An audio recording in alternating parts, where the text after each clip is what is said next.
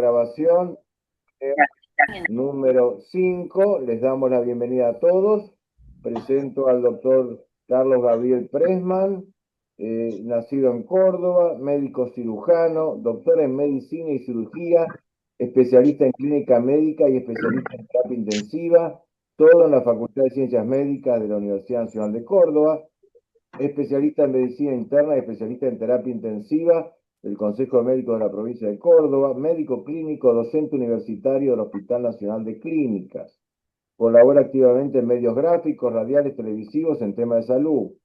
Fue uno de los realizadores del programa radial de humor Los Galenos, y ahora está haciendo teatro, me dijo, que se emitió por Radio Universidad Bueno, frente a Martín Fierro 96. dale. Fue columnista, silencio por favor, fue columnista en noticiero televisivo Tele 8 Noticias y colabora periódicamente en el diario La Voz del Interior. Como escritor publicó la novela Ni vivo ni muerto, ediciones de Boulevard, participó en la antología de cuentos Cuarto Oscuro, editorial Reis de Dos, ha escrito los libros La de médico, Vivir 100 años y Cuadernos de anatomía de Carlos Alonso. Así que bueno, estimado doctor Carlos Pressman, un gusto tenerte acá en Adela y te escuchamos con mucha atención para el tema Vivir 100 años. Adelante. Antes de eso, les voy a pedir a todos que silencien la pantalla, digamos. A Luis, por ejemplo. Si ustedes cliquean abajo en la pantalla hay un audio, eso hay que silenciarlo. Y si no, Sergio, Lo va fíjate a si vos podés silenciar silenciar de los oficio, sí, lo va a participantes. silenciar de oficio, Sergio. Sí, sí, Bueno, los estamos silenciando a todos. dale, perfecto. Muy bien, Carlos. Perfecto, bueno, vamos a compartir pantalla.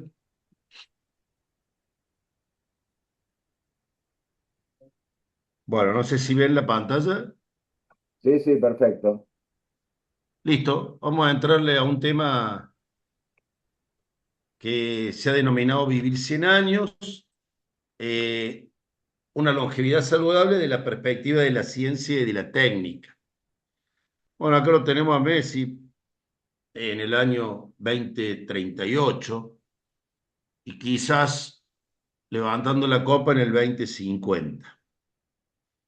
Vamos a hacer algunas reflexiones sobre cómo están los adultos mayores hoy en cuatro aspectos. Primero, ha habido una transformación demográfica en la humanidad en el siglo XX, donde cada vez hay personas mayores de 65 años, que es como la edad de corte para decir que una persona es adulta mayor, y este grupo poblacional es el de mayor demanda de asistencia en salud, pero hay que aclarar que el 70% de las personas que acceden a esa edad están sanas. Los adultos mayores en este siglo se han transformado en una especie de inmigrantes. Pensemos los inmigrantes, pero no de un territorio, sino del tiempo. Esto genera una gran incertidumbre porque han cambiado los hábitos de la vida cotidiana, sobre todo la utilización del celular, esta misma charla impensable vía Zoom en otras condiciones que no sean presenciales. Cambian las relaciones sociales, los sistemas previsionales e incluso la estrategia de cuidado de la salud. Entonces, los adultos mayores tenemos que incorporar nuevas tecnologías para no sentirnos aislados y enfermarnos, lo que se denominan los analfabetos digitales, y también adoptar esta nueva forma de comunicación que si bien nos permiten estar más conectados, no estamos menos solos. Y por último, como sociedad hay que entender que cada uno de nosotros tiene un viejo adentro, digamos, y que la posibilidad de la longevidad es un éxito colectivo. Vivimos en una sociedad que aún conserva aspectos gerontofóbicos, o sea, discriminamos al adulto mayor. Desde chiquito, si no tomamos la sopa, nos roba el viejo de la bolsa, no el joven de la bolsa. Si se pone el semáforo en verde y no arranca la mujer que conduce, decimos, uy, esta vieja, ¿no? O nos ponen un 2 en una materia de la facultad y decimos, el viejo de tal materia nos bochó. ¿De qué depende la longevidad? Solamente de tres aspectos. La carga genética, que es el azar de la herencia, las patologías que nos tocan y el medio ambiente. Social y también el medio ambiental, digamos. ¿Cómo impactan cada uno de estos tres aspectos? Fíjense. La genética solo el 10%. Las enfermedades un 30%. En cambio, el medio ambiente, o sea, las condiciones de vida, hoy es un friazón en Córdoba, supongo que en Buenos Aires también, y las condiciones sociales, si podemos llegar a fin de mes, pagar el alquiler, alimentarnos, abrigarnos en invierno. Vamos a entrar a un concepto cultural que es lo que se llama el lecho de Procusto. Procusto, un personaje de la mitología griega que acostaba a sus enemigos en una cama, que se llama así el lecho de Procusto, y lo que sobraba se lo cortaba, las piernas, los brazos, hasta que el mismo Procusto muere acostado en su lecho, y se utiliza este concepto del lecho de Procusto en alguna medida como la medicina establece parámetros fijos, constantes y determinantes para determinados aspectos de la vida cotidiana. Los valores de glucemia, de colesterol, de presión arterial. Pero la biología humana siempre está situada y sensible al entorno. No podemos pensar a las personas, a los seres humanos, sin el ambiente. Y hoy, el lecho de Procusto en el que nos acostamos cotidianamente es el celular, ¿no? Que establece en nuestra sociedad conductas, hábitos, estrategias de consumo, incluso elecciones políticas. Se ha asociado mucho la longevidad al sistema cardiovascular y se dice que la salud de las arterias es el mejor indicador de vida. Y a partir de ahí, la Sociedad Americana de Cardiología, la AHA, American Heart, estableció 8 pasos esenciales para la salud, en donde interviene las horas de sueño, la alimentación, preferentemente alimentos no ultraprocesados, la actividad física, los valores de glucemia y consecuentemente la diabetes, el peso corporal, el nivel de lípidos en sangre, las grasas, la presión arterial y el tabaquismo. Esos son los 8 pasos que se acordaron, a los cuales uno le agrega 2 aspectos que desconocemos su influencia en los sistemas científicos, pero que no se incorporan y que sí tienen un impacto en la salud, que es el alcohol y las drogas, equiparables al tabaquismo de décadas atrás. Este gráfico de los 8 pasos esenciales está redistribuido en esos engranajes que ven chiquititos en el costado de la izquierda, se lo marco con la flechita. Y todo esto está supeditado a la salud psicológica, que cuando va en menos, genera ansiedad, ira, hostilidad, estamos sometidos a un estrés crónico, a un pesimismo y una depresión. Pero también estos 8 pasos esenciales impactan en la salud mental. Cuando dormimos bien, nos alimentamos bien, hacemos buena actividad física, buena presión arterial, en un bienestar psicológico, en una atención plena, lo que llaman los americanos el mindfulness, en un aspecto interesante que es la gratitud, el optimismo y un sentido de propósito, el sentido de la vida, digamos, ¿no? Y a su vez, todos estos aspectos de los 8 pasos esenciales que define la Asociación Americana de la Salud están determinados por factores sociales, lo que se denomina determinantes sociales de la salud, que afectan a los individuos, a las relaciones interpersonales, a la conformación de las instituciones, de la comunidad e incluso del Estado. Si analizamos estos 8 pasos o estos 8 aspectos esenciales de la salud, un trabajo recientemente publicado en el Journal American of Cardiology en el año pasado, dice que si uno controla esos 8 aspectos esenciales, la mortalidad cae casi en un 50% por causas cardiovasculares. Pero lo interesante de este trabajo es que también cae la mortalidad por cáncer. O sea, que si uno respeta estos 8 pasos esenciales, disminuye la mortalidad por cáncer. Y también disminuye la mortalidad por causas no cardiovasculares ni por cáncer, que son las enfermedades más frecuentes en la especie humana. y que tienen que ver con los cuadros psiquiátricos, sobre todo la depresión o hechos de violencia o aspectos vinculados con la vida en sociedad. Entonces, fíjense que estos 8 pasos esenciales que definió la Asociación del Corazón de los Estados Unidos reduce la mortalidad por causas cardiovasculares, oncológicas, cáncer, y no oncológicas ni cardiovasculares. Pero, insistimos en esto, la biología humana siempre está situada y es sensible al contexto. No hay seres humanos sin ambiente. Este es un aspecto que se está avanzando cada vez más. Ustedes ven en la pantalla a su izquierda los 8 pasos esenciales, pero ahora se habla de un síndrome cardio-reno-metabólico, la K de kidney en inglés, pero uno también piensa que pronto va a ser cardio-neuro-reno-metabólico. O sea, integrar en un solo individuo todos estos aspectos esenciales que impactan de manera negativa o positiva. Veamos entonces cómo funciona esta longevidad en los 8 pasos esenciales. Primero, la actividad física. 30 minutos de actividad física diaria, ahora se favorece la actividad de fuerza para mejorar el equilibrio, etc. Pero la actividad física no es el problema, es la consecuencia del problema.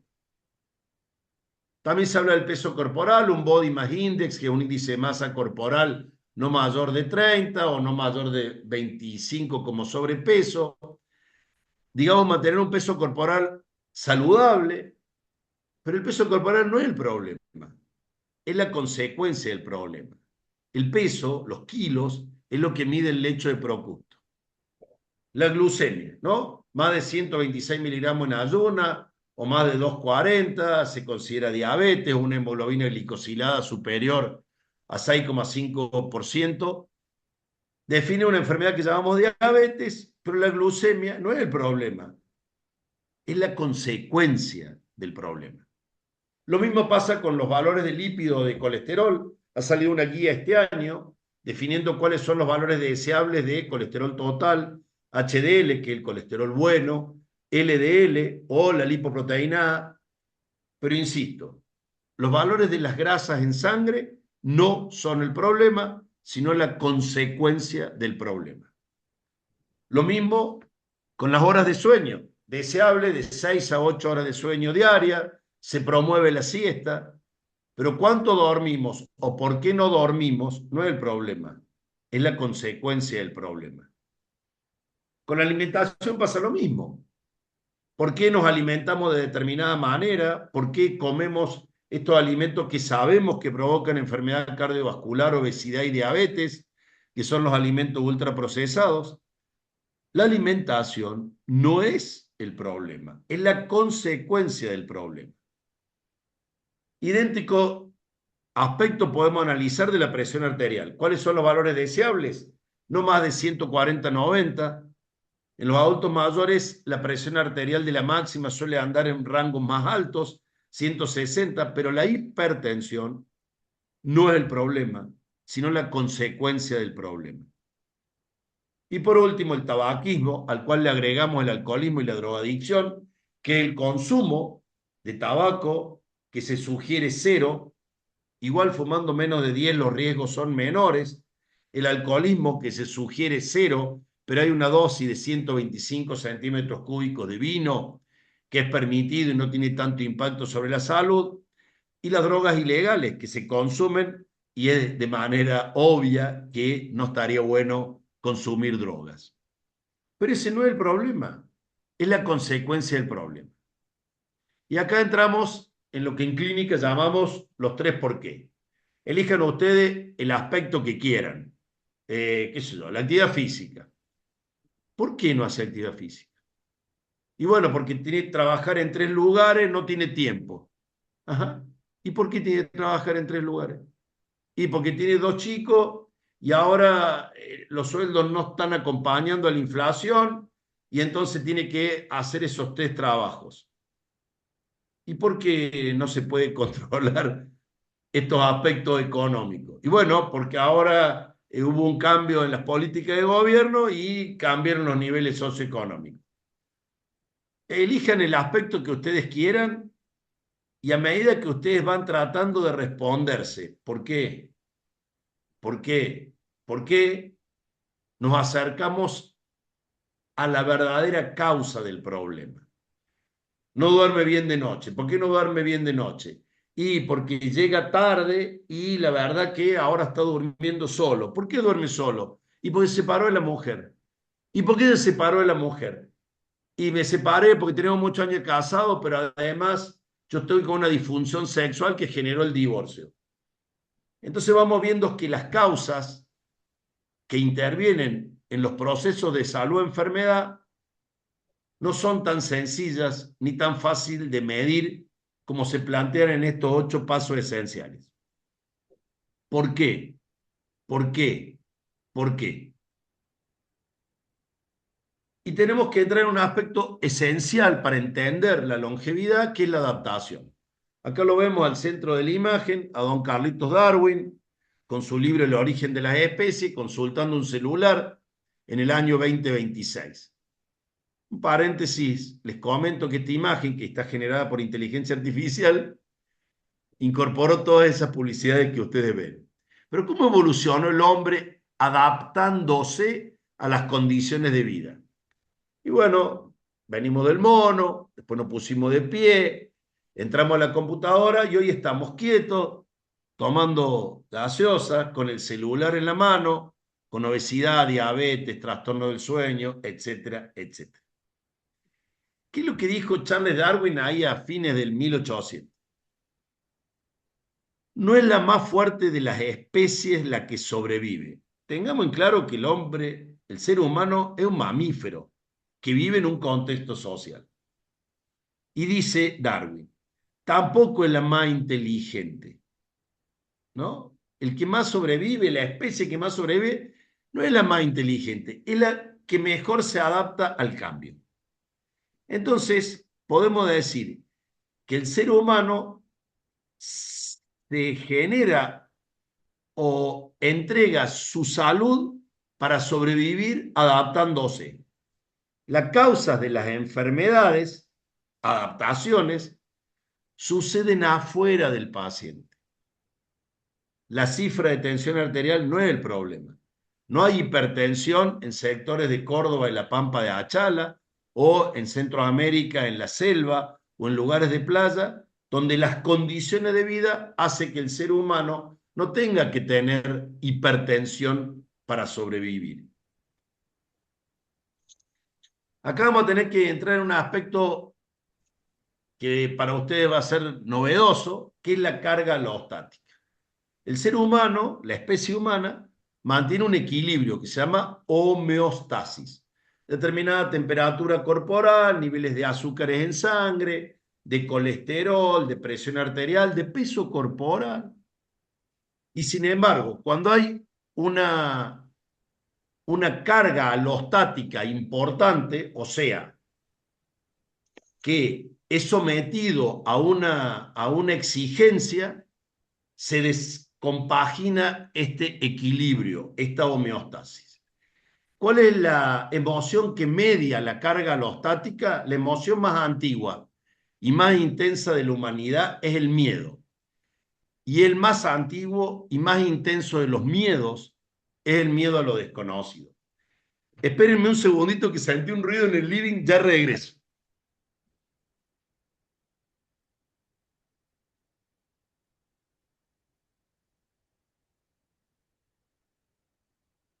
Bueno, les recuerdo a los que puedan ponernos sus datos en el chat para que no estén fichados todavía, para poderles mandarles información sobre nuevas actividades de ADELA, otros Ateneos, etcétera. Les rogamos pongan nombre, celular, email, si quieren. Vamos a esperar ahora al profesor Carlos Pressman. Bueno, nos está planteando una conversación realmente con muchos interrogantes, y creo que nos va llevando para un buen lado. Vamos a ver. Lo que pasa, Eduardo, que le vino el miedo, me parece, porque escuché un ruido. Claro. Me Y parece bueno, que es parte de la charla esto. sí, sí, es un acting. No te olvides que él es actor. Él actúa teatro y bueno, Perdón, disculpen, tengo el hogar prendido y no había puesto el protector y se cayó, así que qué suerte que fui porque se quemó un poquito el parque. Bueno, seguimos con adelante, por favor, Carlos, adelante.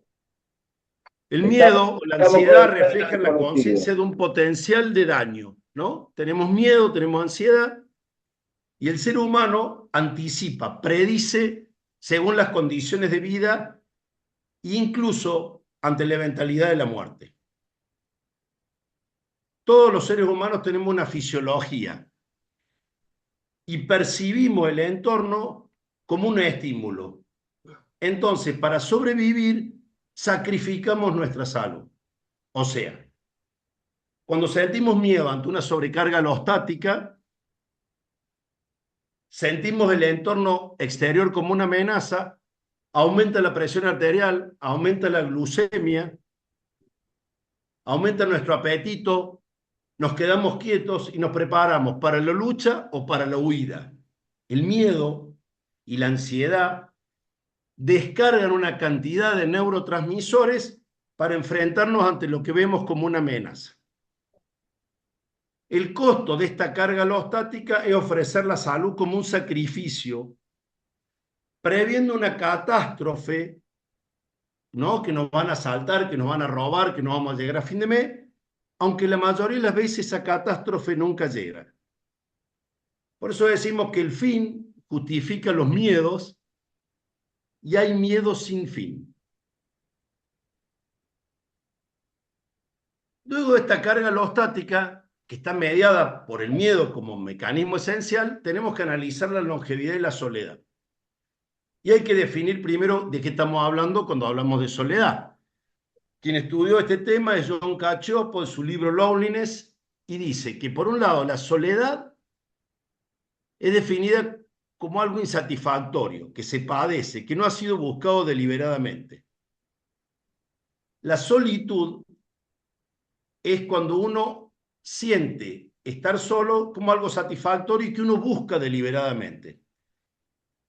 Uno es un estado mental de paz, la soledad, la solitud. En cambio el otro, la soledad, es un estado de dolor, un estado emocional de dolor. Por eso, como profesionales de la salud, tenemos que incorporar otras preguntas a la consulta más allá de las tradicionales. ¿Usted fuma? ¿Hace ejercicio? ¿Cuántas horas duerme? ¿Cómo se alimenta? Una pregunta urgente. ¿Se siente usted solo? ¿Por qué? Porque si se siente solo, padece soledad, está siendo sometido a una carga alostática mediada por el miedo que dispara una cantidad de patologías que nos acortan la vida.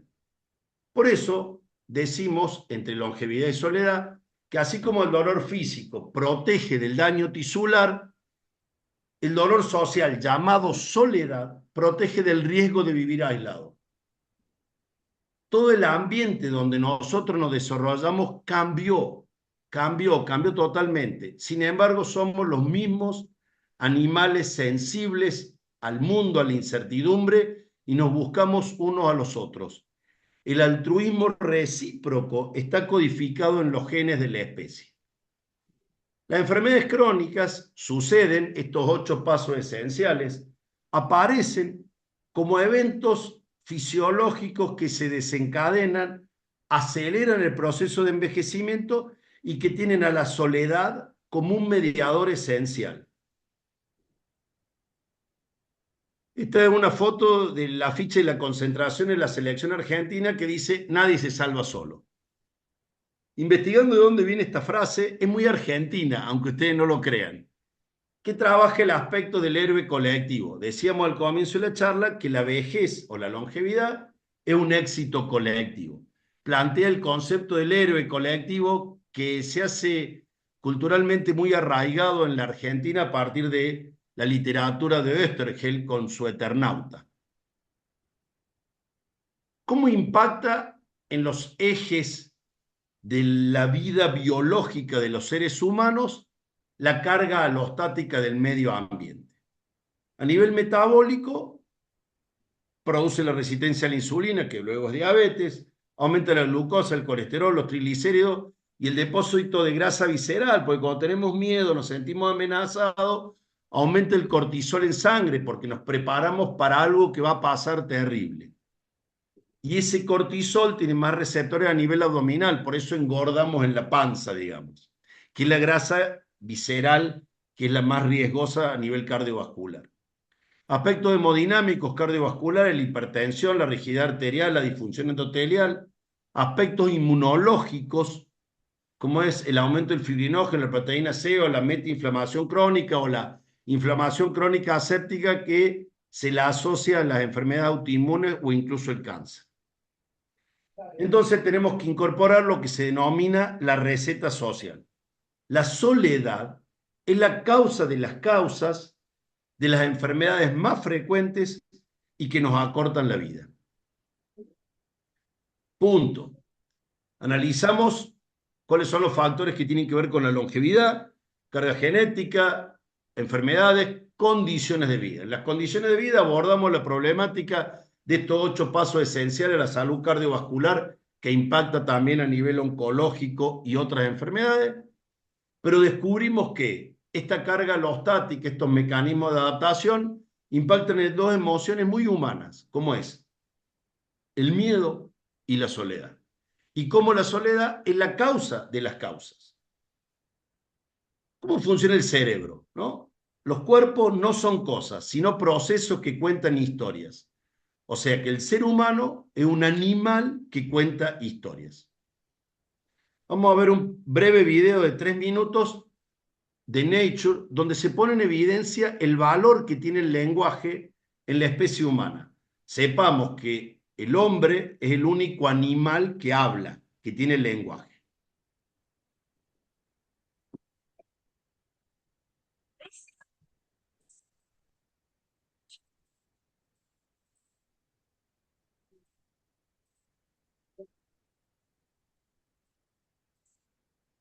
¿Le podés poner volumen, Carlos?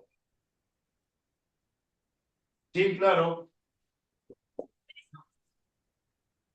Uy, perdón. El volumen está al máximo, che. Bueno, no importa, igual se tiene, lo leemos las letritas. Se nos fue la pantalla. Bueno, volvemos a compartir. Dale.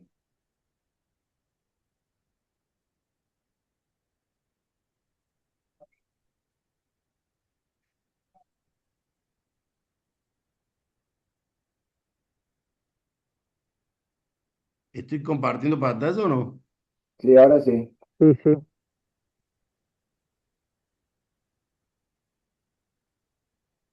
Pero no está en modo presentación. Ahí va. Ahí está. Ahora sí. Ahí va. Ahí está. No tengo más volumen para subir. A ver. Ahí, Ah, ahí. ahí está.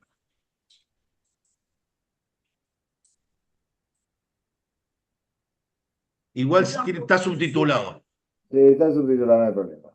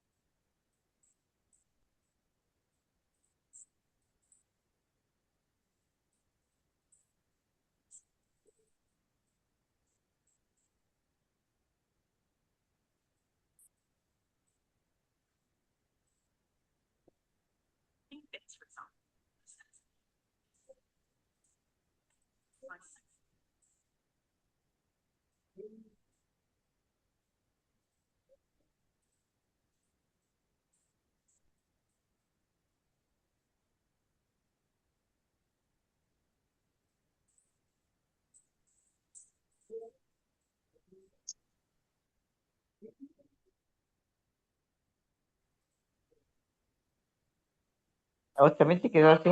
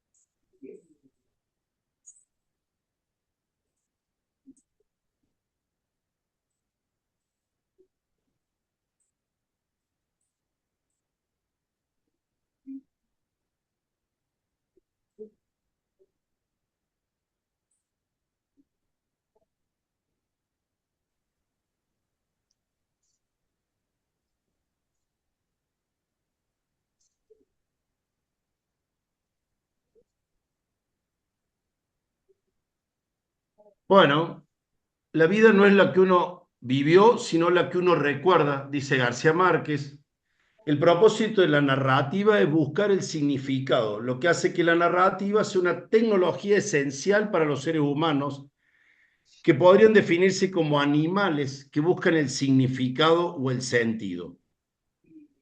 Y por último, quiero citar una frase del filósofo Byung-Chul Han que dice: más información y comunicación no esclarecen el mundo, y la transparencia tampoco lo hace clarividente. La información por sí sola no engendra ninguna verdad. Los datos desnudos cuentan, computan, pero no cuentan, no narran nada. Por eso es tan importante el lenguaje para la longevidad. Entonces, si el hombre es un animal que cuenta historia, es en el cerebro donde éstas se crean, en él, en el cerebro, construimos el mundo que habitamos, el infierno y el paraíso. En ese escenario de cambio eterno se crea la pregunta existencial de la humanidad: si vamos a vivir muriendo o vamos a morir viviendo. Y de pronto entró la inteligencia artificial, que a diferencia de todas las otras tecnologías que incorporó la especie humana, esta habla, tiene lenguaje, ¿no? Entonces nos sentimos mal a las 3 de la mañana, nos duele la garganta, le preguntamos al chatbot, que viene a ser la interacción con robots que hablan, en este caso usamos el celular, y dice: me duele la garganta, y te dice: ay, qué buena pregunta, estoy disponible para vos, ¿no? Cambia el vínculo de lo que se llamaba la relación médico-paciente por relación paciente-inteligencia artificial. Pero esto no es gratuito, digamos, para el cerebro humano, para la especie humana. Sócrates no escribió nada. ¿Por qué no escribió nada? Porque él dice que si escribía se iba a olvidar, ¿no? ¿Cuántas veces nos pasa que anotamos en un papelito porque nos vamos a olvidar, y cuando anotamos lo olvidamos? O Platón con su alegoría de la caverna, ¿no? Que lo que en la realidad sucede es lo que se ve por el orificio de la caverna. La IA nos da una lectura del mundo basada en la huella digital de las últimas décadas y que nos muestra lo que nos quiere mostrar. ¿Se acuerdan cuando yo les mostraba la imagen de Darwin en la actualidad? Me puso la publicidad, yo no le pedí esa publicidad. Y bueno, después aparece la imprenta de Gutenberg, 1500, y todo el mundo lee y escribe, pero después vinieron las plataformas audiovisuales. Me tocó atender un CEO de Netflix. Le digo: che, ahora con la inteligencia artificial se traduce todo en simultáneo, lo que hablas en el idioma original. Y dice: sí, dice, y ahora fíjense en Disney o Prime, todo, a veces te ofrece ponerte subtitulado o incluso el idioma original. Y me decía que ahora la mayoría de las plataformas no dan esa opción, porque la mayoría de los seres humanos, por comodidad, confort, eligen el idioma original. Entonces me decía esta persona que muy probablemente el ser humano pierda la lectoescritura en el tiempo, solamente conserve el lenguaje original, materno, o donde nació. Y me decía: el enemigo nuestro no es el lenguaje, que lean o puedan entender. El enemigo nuestro es el sueño. Necesitan estas plataformas que uno esté conectado la mayor cantidad de horas posibles. Entonces esto va a reformular la consulta tradicional, ¿no? Lo que se llama la telemedicina, la consulta virtual y los chatbots. Pero Si delegamos en la inteligencia artificial leer, escuchar, estudiar, escribir, reflexionar, recordar, diagnosticar, acompañar y tratar, corremos el riesgo de lo que se llama la deuda cognitiva o el sedentarismo cognitivo. Recuerden ustedes, hace poco se cortó la luz en Europa y había chicos que no podían volver porque no tenían carga en el celular o no podían bajar la aplicación y no tenían GPS. No podían volver a su casa. Sin ir más lejos, cada uno de nosotros no recuerda ningún teléfono, salvo el suyo. Cuando antes teníamos en nuestra cabeza la cantidad de teléfonos de amistades, familiares, etc. Esto es porque el cerebro va por el lado más fácil, es vago, digamos. Y hasta ahora el único trabajo más importante lo hizo el MIT. ¿Cuál es el impacto neurológico en la cognición de los seres humanos que tiene la IA, en este caso el ChatGPT? Y bueno, atrofia habilidades, reduce la actividad cerebral, no hay un procesamiento profundo de los textos y genera dependencia cognitiva. Tengo un colega que trabaja en Barcelona, entonces llegaban los pacientes, el paciente le contaba qué tenía, él cargaba la consulta en la guía y la guía le decía, bueno, pedirle tal estudio, indicarle tal tratamiento, etc. Y un día no pudo trabajar porque se olvidó el celular. ¿Qué digo? A medida que depositemos nuestro conocimiento en la IA, lo vamos a perder. Este trabajo que hizo el MIT, recordemos que el MIT, el Instituto de Massachusetts de Nueva York, que es de ingeniería y sobre todo ingeniería económica. Entonces, ellos hablan de deuda cognitiva, nosotros hablamos de sedentarismo cognitivo, y aquellos que trabajaban con ChatGPT habían redactado un texto, se olvidaban el 80%. Y aquellos que lo habían hecho de manera manual y sin utilizar la web, recordaban el 80%.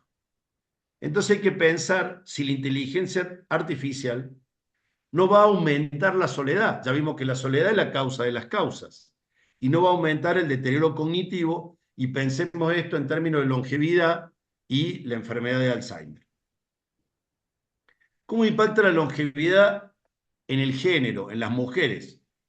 En Argentina la esperanza de vida al nacer ronda 77,5 años, 77 años y medio. Pero 80 años para las mujeres y un poco menos, 73, 75 años para los hombres. O sea que las mujeres viven 5 a 7 años más que los hombres en todo el planeta. ¿Por qué es esto? Se las hago corta porque las mujeres son más inteligentes que los hombres. Las mujeres pueden hacer muchas cosas a la vez, en cambio los varones tienen una cabeza, digamos, monovalente, piensan en una sola cosa. Por eso cuando se juntan 5 o 6 mujeres, cada una sabe de qué está hablando las otras. En un domingo el abuelo está mirando la carrera o leyendo el diario, en cambio la abuela está cocinando el almuerzo al mediodía, le dejaron un nieto que lo mece con el cochecito, con la otra mano está hojeando un libro de la Bonelli, le ceba mate al esposo que está leyendo el diario viendo la carrera, o sea que hace muchas cosas a la vez y ese cerebro multitarget hace que le dé una capacidad de vivir 5 a 7 años más que el hombre. Además, el cerebro femenino tiene estructurado a través de miles de años los hábitos de cuidado, desde cuidar la cría, ¿no? La descendencia, los hijos, a cuidarse a sí misma. Es muy fácil que una mujer se haga el Papa Nicolau o la mamografía para prevención del cáncer de cuello de útero o de mama. Sin embargo, anda a agarrar a un varón para el tacto rectal para prevención del cáncer de próstata o que se haga un control periódico. Las mujeres se cuidan más, saben cuidar y tienen un cerebro más inteligente que los hombres, lo cual le da una supervivencia de 5 a 7 años más. Y ya vamos terminando, cómo impacta la longevidad en la pobreza y la desigualdad, ¿no? Los países más pobres o los sectores, sí, los países más pobres viven menos años. A nivel femenino, entre 15 y 16 años menos. Y los hombres entre 7 y 10 años menos en los países pobres versus los países ricos.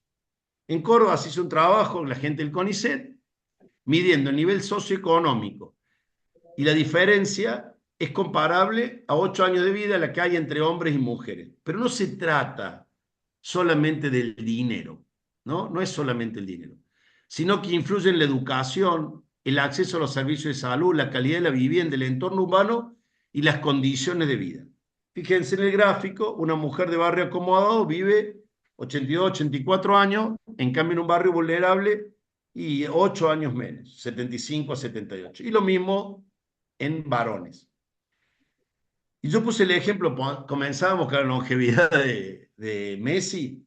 Maradona nació en Villa Fiorito, no tenía falta de dinero, pero tenía falta de otros aspectos que hacen a las condiciones de vida, y la expectativa de vida de Maradona fue 60 años, menos de la que tendría cualquier otro ciudadano de la Argentina.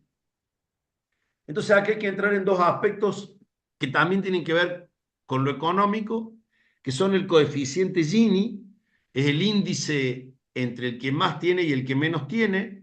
Se considera o se mide de 0 a 1, un valor más alto, hay una mayor desigualdad. Cuando estemos más cerca de 1, uno puede aplicar el índice Gini a un país, a una provincia, a una comunidad. Los que estamos escuchando ahora medimos quién es el que más gana, el que menos gana, y podemos sacar el índice Gini. En los países menos desiguales hay más longevidad.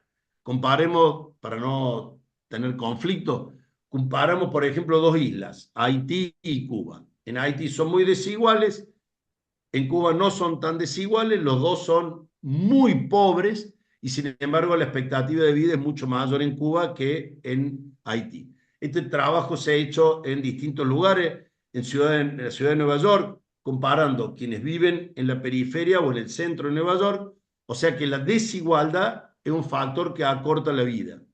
Por eso países o zonas o regiones donde la comunidad es muy humilde, pero no hay gran desigualdad, se vive más. Y también se mide la brecha de ingresos entre el 10% más rico versus el 10% más pobre, y este año, el 2026, se vuelve a ampliar esa desigualdad, esa brecha entre el más rico y el más pobre, que se adjudica a factores de heterogeneidad laboral, informalidad, en donde sin dudas adquiere tanto en la pobreza como en la desigualdad un rol trascendente, que es el rol del Estado. Fíjense, este es dato de ahora, digamos, ¿no? En el 2024, que se toman anualmente los fallecimientos, se murieron 21.000 personas de más, digamos, ¿no? Es lo que se llama exceso de mortalidad. 21.000 personas más que en el 2023. Uno puede prever cuántas personas mueren por año en determinada región del planeta. Durante la pandemia hubo un exceso de mortalidad. Se murió más gente que la que debiera fallecer. El impacto que tiene el rol del Estado, la desigualdad y la pobreza generó en el año 2024 un exceso de mortalidad similar al de la pandemia, que a nivel país fue de 9,5% más alto y en Córdoba fue del 11%. Podemos decir que dime dónde naces y te diré cuánto vives. Dice mucho más el código postal de una persona que toda su historia clínica. Pensemos en Maradona. Entonces, vamos a la longevidad y el tiempo. En última instancia hemos hablado todo el tiempo de tiempo, ¿no? Y el de la izquierda es Don Cronos, que es el tiempo que se mide en segundos, meses, años, y el de la derecha es el de la oportunidad. Como ustedes ven, tiene un mechón largo hacia adelante y calvo atrás, porque cuando no la agarramos cuando viene, se nos escapa y no la podemos atrapar. El kairos es el tiempo de la oportunidad y el cronos es el tiempo cronológico. Hace poco, el año pasado, se publicó un libro de Eric Topol, que es un cardiólogo y también una persona que se dedica a la longevidad, que se llama Medicina Profunda. Cómo la inteligencia artificial puede volver de nuevo a la medicina humana.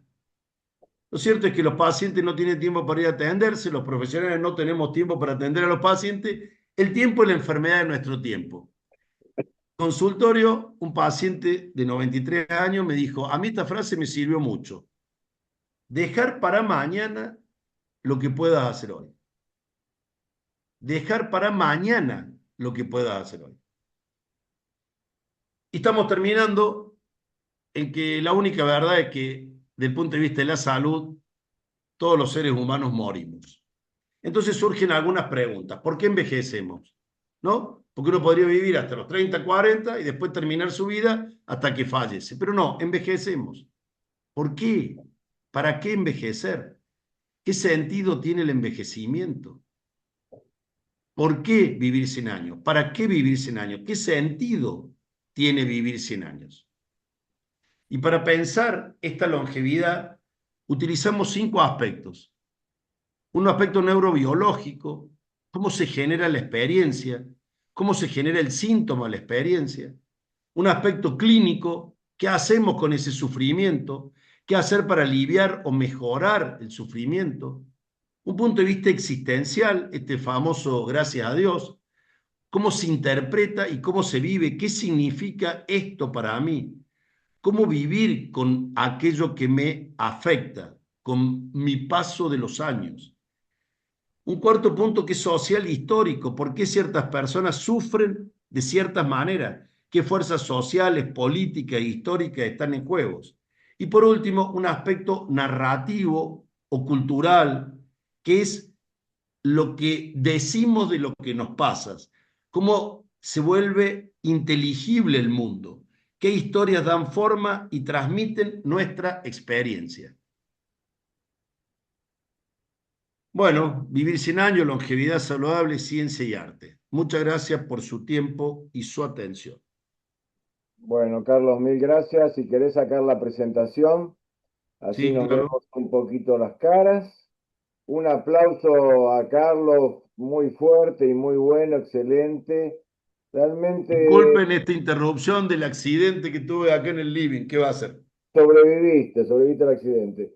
Pero no, muy interesante, da mucho para pensar, para reflexionar, las frases, los esquemas, las citas, bueno, griegas de los mitos y todas estas cosas. Yo quería, de alguna manera, para empezar un poco una charla, este tema de la adaptación, ¿no? Vos me decís, bueno, estamos todo el tiempo adaptándonos al medio y el medio que vivimos, tanto físico como social y cultural, nos marca mucho y en realidad lo que es la herencia es muy poco porcentaje para vivir. Y claro, la adaptación al cambio y el miedo, viene el miedo a la vejez, viene el miedo a la longevidad, ¿no? Entre un miedo que viene, lo desconocido, adaptarnos a esto. ¿Vos qué sugerís? ¿Qué sugerís, digamos, fuera del tema general, para una persona de nosotros que dice, bueno, ¿qué me sugiere el doctor Pressman? Me instruyó un montón, las 8 cosas que nadie las va a cumplir las 8, no sé quién las puede cumplir todas, pero bueno, es una aspiración, ¿no es cierto? Tenemos que ir a eso. Pero la soledad, eso me gustó, el tema de combatir la soledad.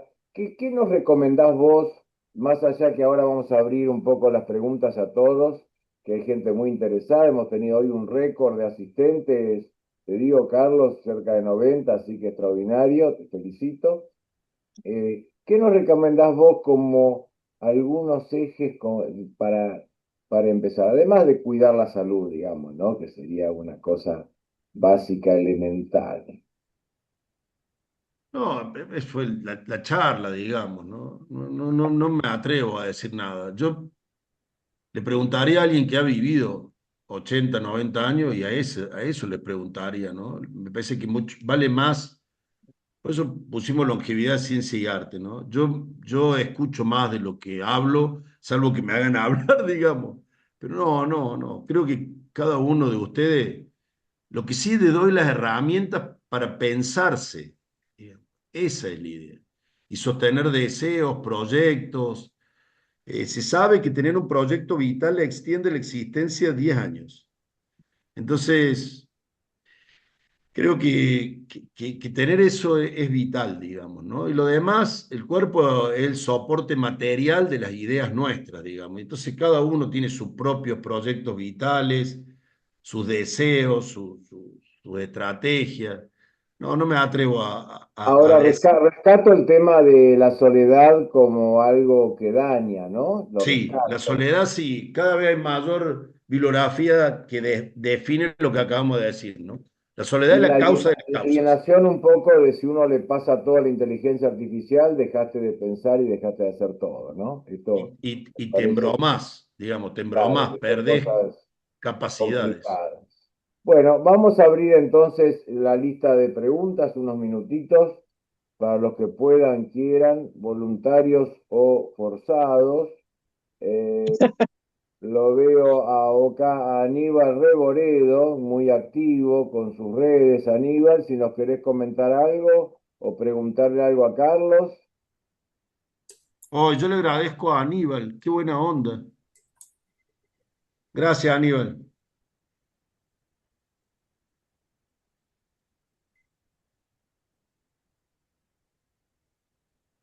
A ver si podemos conectarnos, Aníbal. Si no, seguimos la vuelta. No sé cómo andás con el audio, pues no te vemos conectado. Acá te veo en dos lugares. A ver, no, estás sin voz. Fíjate si podés conectar el audio. No sé, Sergio, si lo podés ayudar, no, ¿no? De ahí no. No me está apareciendo en la lista, pero sí ahí estoy tratando de pedirle que habilite el audio. No, yo Bueno, porque leí un comentario del chat, pero sí, no, no, muy no lindo, lo presionemos, exactamente, por muy favor. lindo. Hay Acá preguntas de dice, arquitectas si van a compartir. Sí, yo supongo que esto se graba, editen la imagen cuando uno tiene que salir que y ahí lo está pueden todo. hacer lo que Sí, quieran. por supuesto. Subimos el video. Guillermo Ragazzi, sí, que te veo muy interesado, muy pensante. Contanos algo, Guillermo, ¿qué te pareció? ¿Qué te Ahí impresionó está de el esto? ¿Qué audio. le podías preguntar a Carlos? A ver. Ahí Bueno. está Aníbal, ahí está Ahí, perdón, Aníbal. Eduardo, ahí apareció Aníbal con el audio. Ah, está Aníbal, Guille, quedás en gatera un segundo. Aníbal, adelante. Bueno, a mí me encantó cómo fue la presentación, ¿no? Yo no lo conocía al doctor Pressman, pero yo sigo todos los podcasts que hay sobre el tema, la longevidad, y claro, uno ve al doctor Sebastián La Rosa, al doctor, bueno, Conrado Stoll, que es fantástico, pero ellos no muestran gráficos. Y es decir, es buenísimo la visión con la pantalla. Lo de hoy me pareció fantástico, además que estas cosas nunca las escuché, porque yo tomé nota. Por ejemplo, el fin justifica los miedos y hay miedos sin fin. Bueno, lo hice por escrito, como lo sugiere, porque también es como uno aprendió a estudiar y sabe que el 92% de la memoria es visual y hay que hacerlo. Después, la palabra solitud nunca la había escuchado. Es fantástico esto. Solicitud, que es lo contrario a soledad. Bueno, yo tengo el tema de la solitud. Pero igualmente a mí me encanta compartir y por eso organizo esas reuniones entre los más de 60 y más de 70. La longevidad es un éxito colectivo. Eso está buenísimo. Y bueno, después escuché lo de la grasa en la panza. A veces uno no lo define tan bueno, no lo sabe definir. Y esto nunca lo voy a escuchar. Después que el propósito principal de la normativa, perdón, sí, bueno, de la narrativa es el significado. Esto también. Y en el cerebro constituimos el mundo en el que habitamos. Y esto es así también. Bueno, bueno, que las mujeres hacen cosas hace más tiempo, eso ya lo sé bueno, siempre manejé personal, así que ya desde los 25 años me daba cuenta que eran más rápidas, ¿no? Porque yo empecé a trabajar a los 17 como periodista y reuniendo, Bueno, Aníbal, pero me pareció fantástico, así que lo felicito al doctor Pressman y bueno, y también gracias, Aníbal. Gracias por participar y por tus aportes. Seguimos conectados. Guillermo Ragazzi, tu ahí. tiempo. Bueno, muchas gracias, Eduardo. Bueno, felicitaciones, doctor. Excelente, me uno acá a las palabras de Aníbal, no voy a repetirlo, pero realmente me pareció muy, muy buena.